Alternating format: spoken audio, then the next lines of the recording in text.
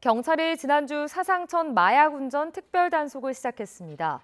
마약에 취한 운전자를 적발하겠다는 건데요. 하지만 실효성에 물음표가 찍힌다는 지적도 나옵니다. 왜 그런 걸까요? 함께 살펴보시죠.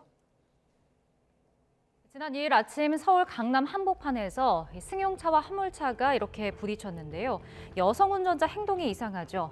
갑자기 즐겁게 춤을 추기도 합니다. 원인은 마약이었습니다. 30대 남성 A씨를 마약류 관리법 위반 혐의로 붙잡아 조사하고 있습니다.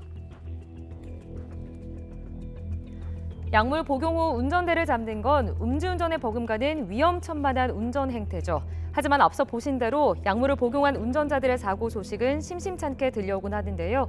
실제로 약물 운전으로 인한 면허 취소 사례는 꾸준히 늘고 있습니다.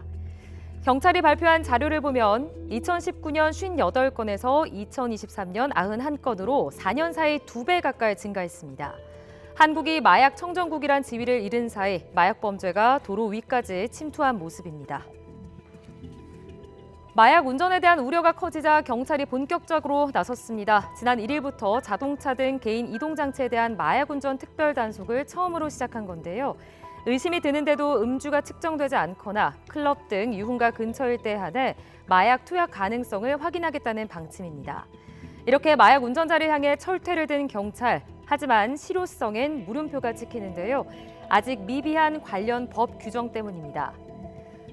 대표적으로 마약 간이 검사에는 운전자의 동의가 필요합니다. 도로교통법상 강제 측정이 가능한 음주운전과는 달리 마약 운전은 강제 측정에 대한 법적 근거가 부족한데요.